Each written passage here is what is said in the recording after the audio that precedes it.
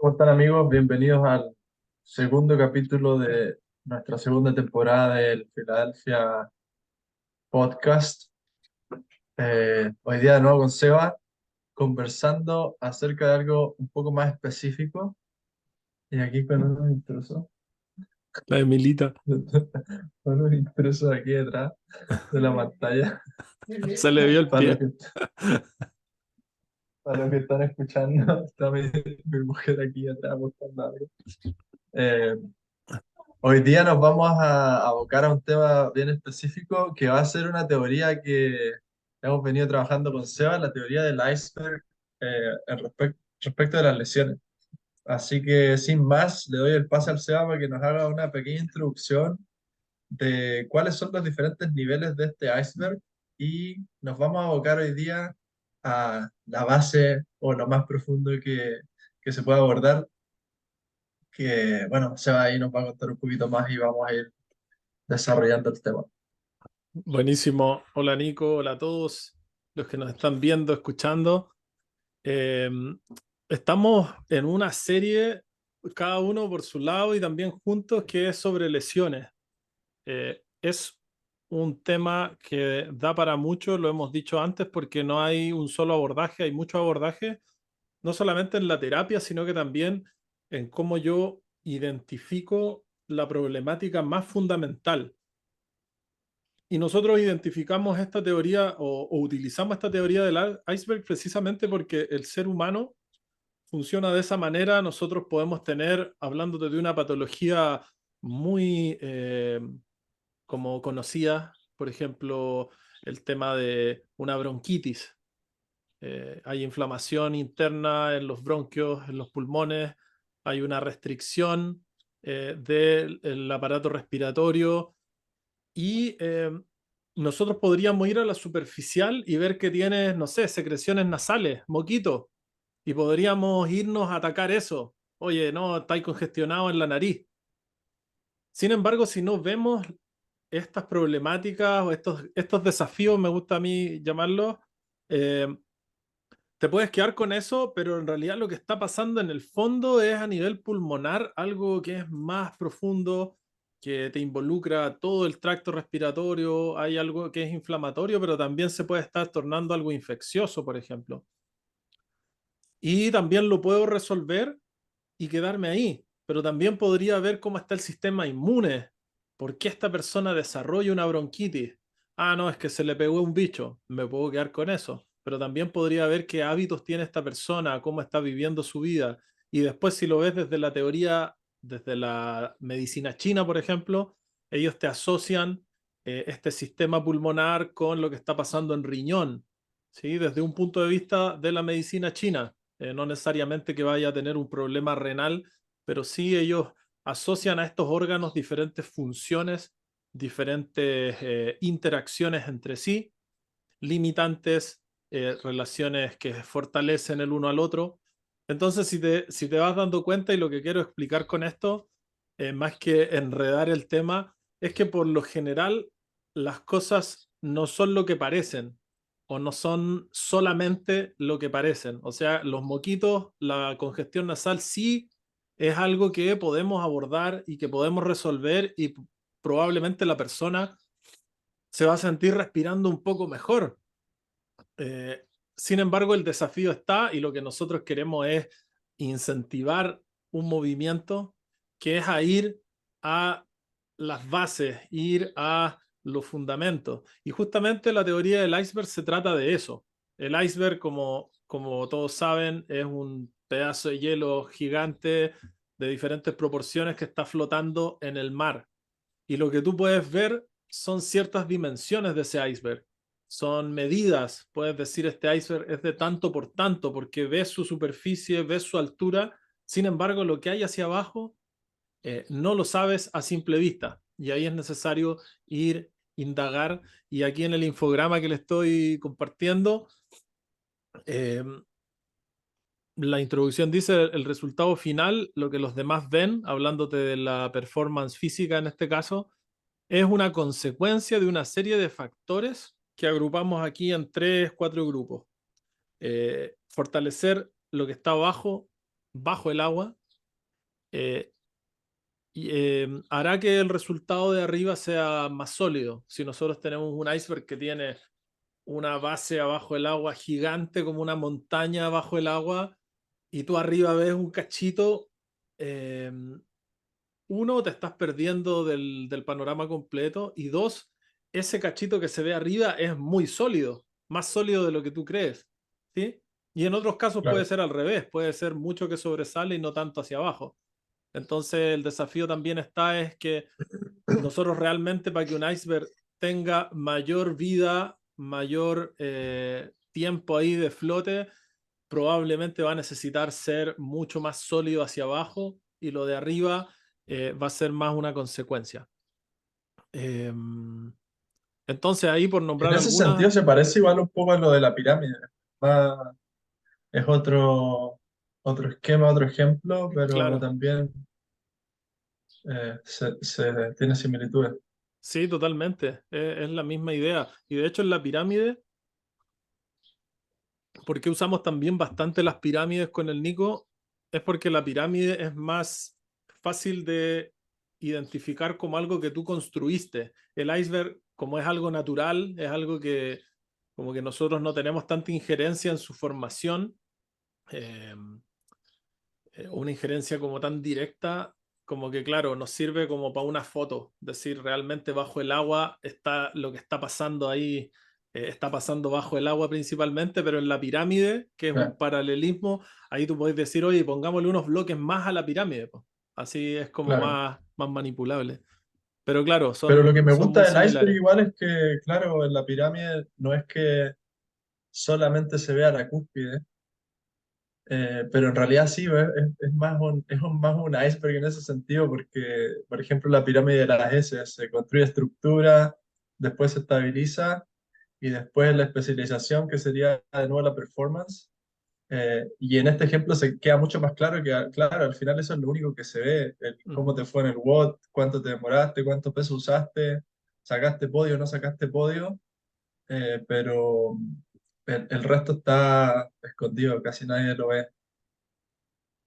Claro, sí, en ese sentido es más realista esto porque la conversación pasada tú mismo nos decías po, que es difícil que se puedan eh, mostrar todos los hábitos que realmente tiene un campeón, un elite, porque hay varios que de hecho hace con la puerta cerrada. De hecho, no sé si te acordáis cuando hacían un día con y el Froning, llega el camarógrafo y el loco ya había hecho un par de watts antes de que él llegara. Po. La verdad. Estaba Sí, con el portón ahí del garage cerrado y claro, po, el tipo empezó antes porque realmente todas las rutinas y los hábitos no son tan fáciles de mostrar. Y sí. bueno, justamente en lo profundo partimos aquí con, los voy a nombrar todos y hoy vamos a hablar principalmente de lo más profundo que nosotros identificamos. Mentalidad, círculo cercano sería algo que influencia muchísimo tu mentalidad. Aquí en mentalidad abordamos no solamente la parte de este cerebro nuevo, este neocórtex, sino que también en sus diferentes niveles de conciencia. Ujú. También hablamos aquí del inconsciente, de las creencias, la espiritualidad, no solamente de ese pensamiento más cognitivo que tenemos en el día a día. Después tenemos el sueño, muy basal, después la nutrición y después llegamos ya al despliegue físico, los resultados tanto en la performance como en tus entrenamientos. Entonces ahí armamos este iceberg que este planteo es nuestro, no probablemente alguno le podría agregar o quitar cosas, entonces es una propuesta que te la ofrecemos ahí para organizar tu propio trabajo, tus propias ideas. Para los que no están viendo el video, lo que estás en la superficie del agua, arriba del agua, es el despliegue físico y todo lo demás que nombró Seba, viniendo desde abajo, es lo que está bajo el agua. Claro, mentalidad, sueño, nutrición está ahí abajo del agua y siempre yéndose un poquito más a la superficie porque nutrición ya estaría como ahí en el limbo, es algo que se ve, pero también que no se ve todo el tiempo. Entonces, con respecto a la mentalidad, que es la conversa, que es un desafío también tenerla, porque es un tema que es muy multicultural, hay mucho punto de vista. Si en lo físico tenemos diferentes escuelas y sistemas de entrenamiento, creo que en lo mental, no sé si será más que pensáis tú, Nico. ¿Habrán más ahí, más escuelas, más formas? Creo que por mucho tiempo ha sido bastante, como una palabra que se usa simplemente, como que es abstracto el tema. Yo por mi parte me gusta mucho una escuela de eh, Enlifted Athletes, se llama, la escuela Enlifted, y lo hace mucho más concreto y lo lleva a, eh, en específico, la mentalidad en este caso significaría las historias que me estoy contando, que las estoy hablando, eh, diciéndoselas a otro con mi voz, o las historias que están girando en mi cabeza, y estas historias influencian mi respiración, mis emociones, y a la larga terminan también influenciando mi acción. Y eso me parece mucho más concreto, realmente saber que la mentalidad es la historia que me estoy contando en la cabeza, las Ese, palabras específicas que estoy usando para hablar de ciertos temas en específico. sí. En este concepto de mentalidad hay un punto que la física cuántica ha ido despejando. O sea, para ser bien breve, justamente ahora último he estado leyendo más al respecto. No sé si en algún momento lo escucharon o lo escuchaste tú, Nico, que más o menos el 96% de lo que vemos, o sea, de lo que vemos, el 96% está oculto a nuestra vista, y solamente lo que estamos viendo en esta foto, que yo veo aquí árboles afuera, veo el sol, veo el cielo, es solo el 4% de la totalidad. Y como que por harto tiempo me causó así como, ¿será tan así? Y claro, pues, también es un concepto que son teorías, pero también están cada vez más fundamentadas, y me hace bastante sentido hoy en día por el tema de no solamente de la materia oscura y de la energía oscura, que son estos conceptos que los físicos están estudiando de qué es lo que sostiene todo, ¿sí? Sí, Hay una teoría también que te habla del campo cuántico, que hay algo que mantiene a todas las cosas conectadas, y ese campo justamente es el que permite las teorías como del universo en expansión y otras más. Entonces, eh, ¿a qué iba con esto? De que nuestra percepción de las cosas pareciera ser súper objetiva, pero como tú dices, esa percepción se basa en una creencia. Entonces, un ejemplo podría ser, veo una barra cargada con 100 kilos. Tú dices, lo objetivo es que la barra tiene 100 kilos, pero tú no lo vives así, po. Tú lo estás viviendo de, uy, los 100 kilos están pisando mi RM. El de al lado dice, ah, bien, está liviano el peso, porque mi RM es de 150. claro, El otro dice, oh, nunca he intentado ese peso. Y así tienes a 100 atletas y quizás tienes 100 perspectivas o percepciones de la realidad, que es la que a nosotros nos encantaría que fuese negra y blanca, así como ya es esto, listo. ¿Cachai? Entonces, claro. toda la experiencia, que es, en otras palabras, también algo que tú aludes con esos pasos que nos dijiste, es la experiencia, lo es todo al final, po. Porque yo, a mí, ¿de qué me sirve que tú me digáis, pero Seba, si son 100 kilos? Ya, perfecto, estoy de acuerdo contigo. Pero mi experiencia puede ser hacia el estrés de la pelea, hacia el estrés de la huida, puede ser hacia el flow, llevándolo al campo del CrossFit. ¿Qué opináis de eso, Sí. Nico? Concuerdo con eso. Y también llevándolo ahora un poco más hacia el tema de las lesiones, también, ¿por qué está tan en la base? Porque sin la creencia de que es posible, vivir sin lesiones, vivir sin dolor, de que es posible mejorar o salir de una situación donde estoy lesionado por mucho tiempo, eh, cambiar la mentalidad y creer realmente que me puedo empoderar y yo convertirme en quien se hace cargo de estos mismos puntos que tenemos acá y no estar entregando esa responsabilidad a otras personas. Ah, influye mucho en la acción que también voy a tomar respecto de mejorarme o de buscar la mejora eh, en una situación que esté viviendo de ese tipo. Eh, a mí me parece que está muy correcto de que la mentalidad esté aquí en la base del iceberg, porque sin tener una creencia y una mentalidad positiva en este sentido, no va a haber acción tampoco. Y sin acción tampoco va a haber un cambio.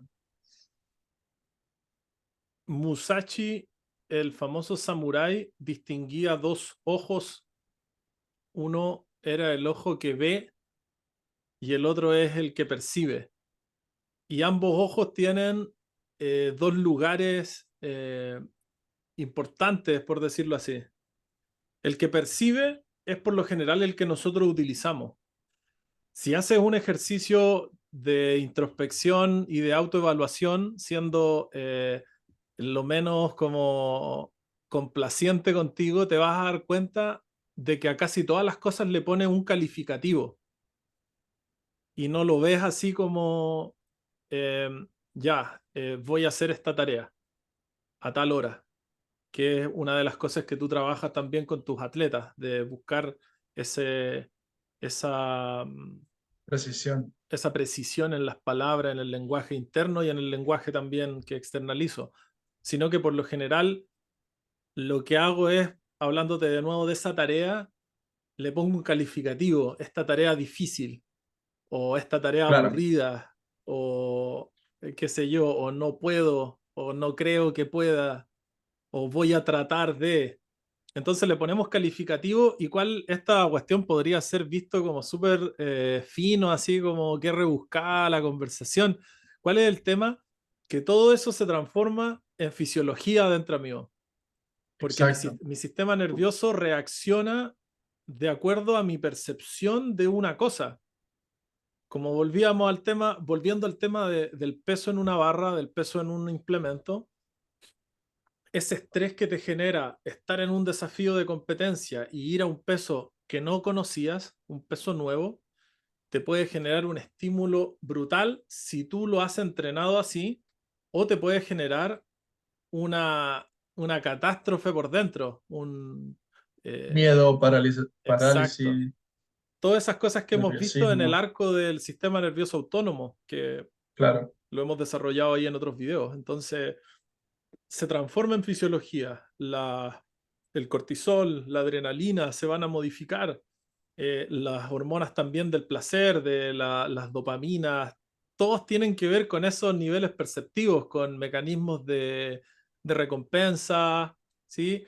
Entonces, por eso también seguimos hablando de la mentalidad como algo basal. Aquí hay un punto que, yéndonos más ahí a temas bien concretos, que tiene que ver con tu círculo cercano. En las finanzas se habla mucho de este tema, en las personas que exponen de finanzas, los coaches financieros, de que en realidad si estáis con 6 personas que tienen malos hábitos financieros, tú eres el séptimo, eh, por dar un ejemplo. Pero también esto puede ser un círculo virtuoso que te rodea y si tienes personas que están tomando buenas decisiones de inversión, de ahorro, buenas prácticas en la parte financiera, probablemente tú también vas a querer ser o hacer estas cosas de una manera bien natural. Hay un dicho antiguo, ese dime con quién andas y te diré quién eres, que tiene ahí una sabiduría oculta porque no se trata aquí sí, de discriminación, sino que se trata de justamente hacia dónde quiero llegar, qué es lo que quiero llegar a ser y haciéndome cargo de eso, no esperando sí, crucemos los dedos para que pueda llegar a ser un campeón, un atleta de elite, un entrenador de nivel mundial. Lo puedes extrapolar a tu profesión, lo puedes extrapolar a qué tipo de persona, en qué tipo de personas quieres llegar a convertirte. Si tienes un ejemplo, cómo esa persona, qué características tiene, cómo llego a eso, el círculo cercano es súper importante. ¿Tenía algunas palabras respecto a eso, Nikito? Es clave el círculo y como tú dices, es que discriminación es una palabra que también está súper reforzada en cuanto a, no sé, la raza o alguna orientación de género. Pero discriminar es algo natural. Uno discrimina entre lo que se discrimina entre diferentes cosas. Entonces, no no quiere decir que hay como un juicio moral en discriminar por sí solo. Entonces, en ese sentido, si puedo discriminar con qué personas me quiero juntar y con qué personas no me quiero juntar. Y creo que es saludable, es algo que también requiere que se haya traído más de ese porcentaje que tú hablabas a la luz, porque me parece que no llegamos en específico al tema de la mentalidad con este 96% de materia oscura y 4% de cosas que vemos, pero también pasa así en nuestra mente.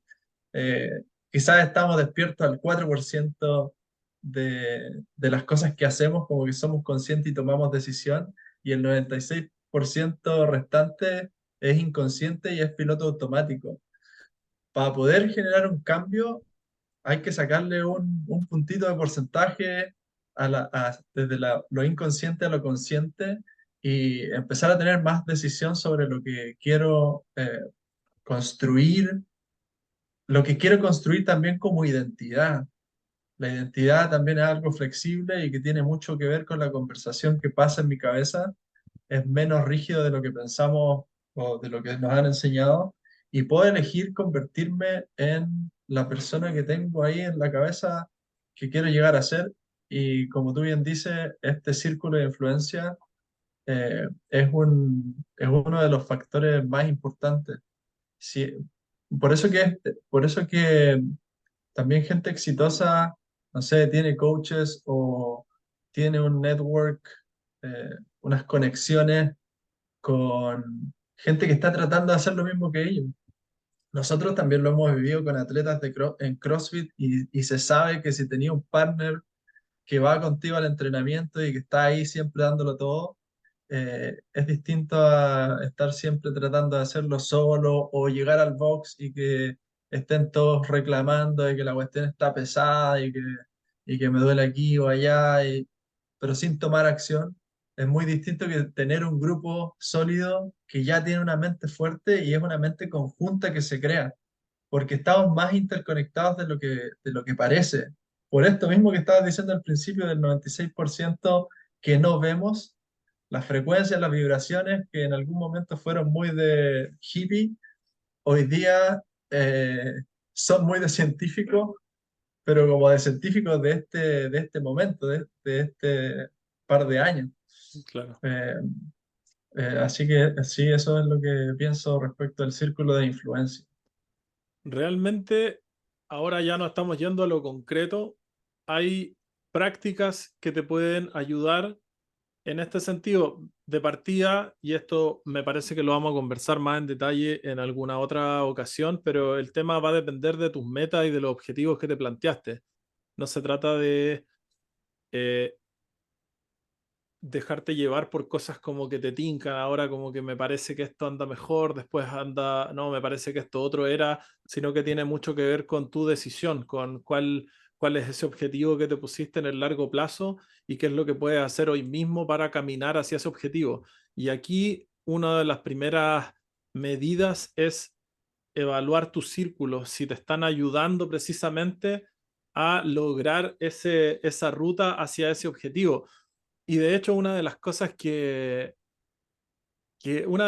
más me ha llamado la atención en estos últimos años, lo leí en un momento, y tiene que ver con lo del círculo, es también saber decir que no.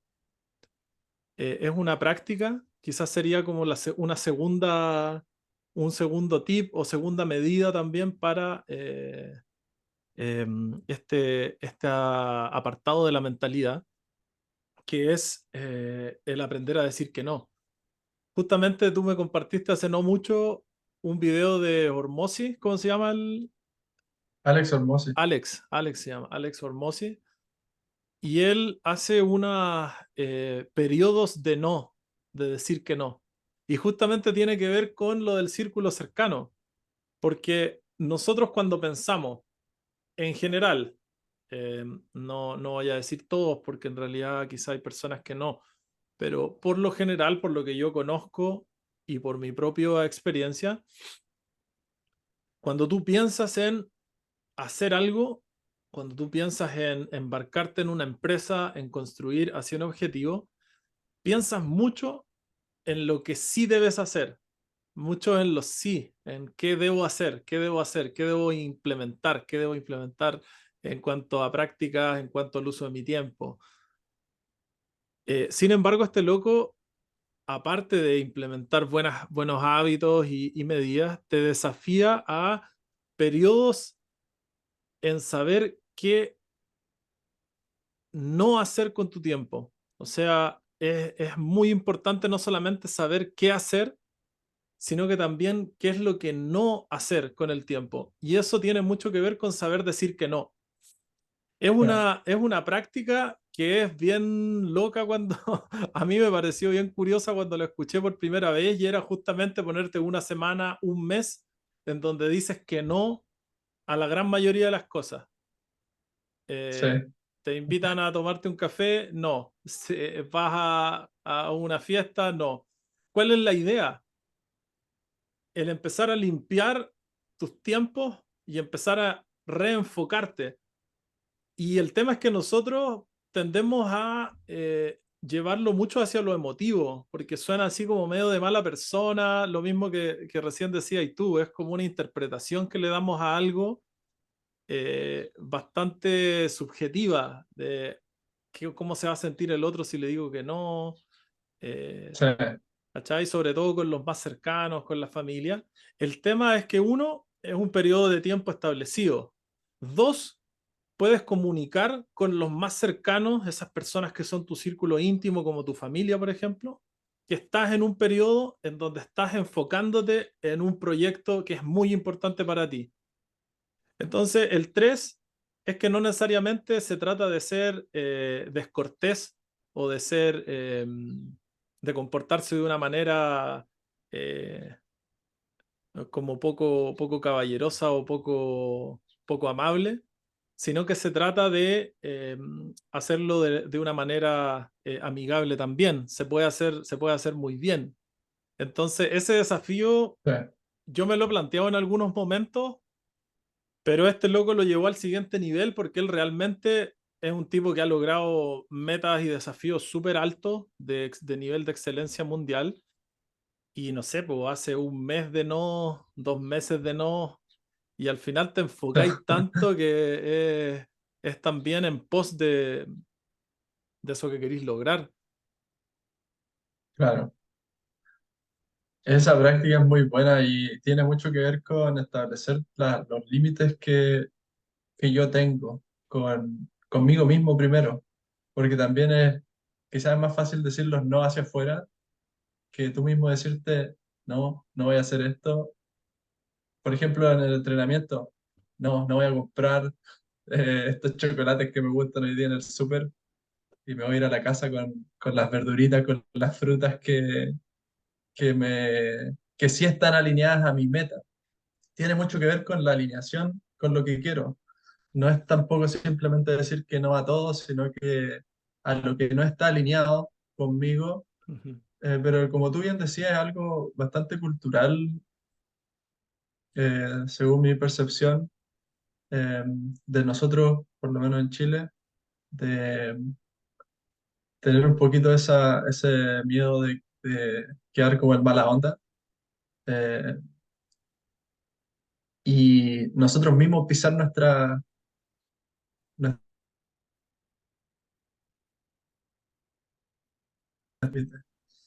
se cortó un poquito ahí, Nico. Seba, lo que tú decías también, Nosotros porque nos dijiste, queda poquito tiempo. ¿Cómo? se cortó un poco el final de lo que dijiste. Que nosotros terminamos cruzando nuestros propios límites, Claro.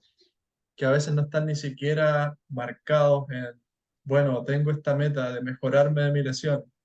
Mi límite va a ser un WOD a la semana, en escalado, en la clase. Y después mis amigos me invitan a entrenar O otro día a dormirte la semana temprano. Ese o es como dormirme temprano, más claro. común, claro. Eh, y, y yo mismo me paso mis propios límites si es que los determiné. La cosa es que muchas Ujú. veces ni siquiera están determinados, entonces no tengo claro a qué decirle que no. Tú lo dijiste al principio, tener la meta clara, tener los objetivos establecidos, te dan la dirección hacia donde me quiero mover. Si, muchas veces el sí lo que hace es, si el sí no es negativo En por sí sí mismo. solo, Sí, es que me saca del camino que estoy recorriendo y después tengo que volver a entrar a la ruta. sí. Y eso es tiempo, es esfuerzo, eh, y claro, me resta un poco en la dirección que estoy moviéndome.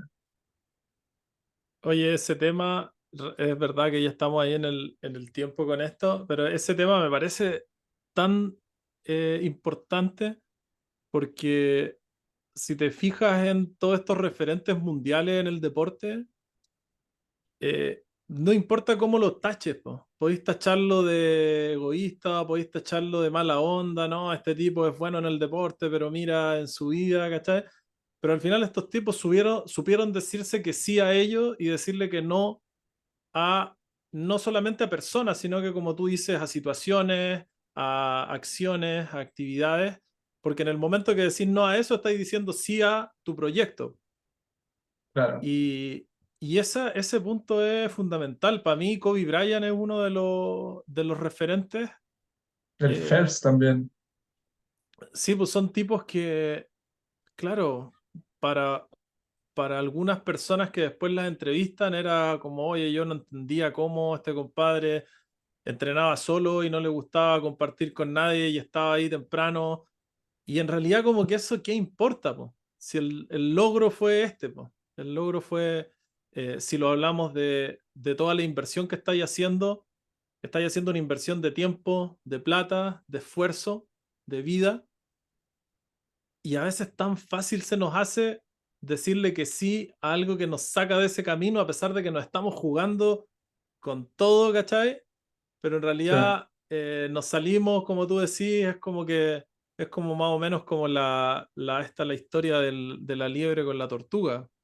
Nos permitimos cierto, tomarnos varias siestas en el camino, nosotros nos permitimos, nadie nos obliga, nadie te puede obligar a acostarte tarde. Tú tomas la decisión, le dices que sí a esta persona, a esta situación, le dices que sí a Netflix, y así, esta vez voy a quedarme viendo hasta tarde.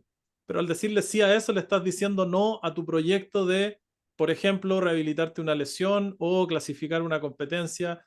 eh, y el tema es que no es una vez, sino que es un sistema que tenemos de, de- de respuesta a ese tipo de situaciones. Entonces, cómo funciona el universo, cómo funciona la vida, es que te ponen esas situaciones más veces, porque necesitáis aprender de esa situación, a decir, oye, ¿sabéis qué? Esta vez digo no porque estoy en este proyecto. claro. Conversamos bastante, nos quedamos en la sección más profunda del iceberg, en el primer punto, y en el siguiente capítulo vamos a ir un poquito más a lo práctico de cómo usar mi lenguaje para optimizar mis resultados. Vamos a hablar un poquito del positivismo, de la visualización y ya hablamos de la percepción, pero vamos a continuar sobre esta primera capa del iceberg, la más profunda. Así que lo esperamos en el siguiente capítulo. Nos vemos Nos ahí. vemos la otra semana. Un abrazo a Chao. todos. Chao, chao.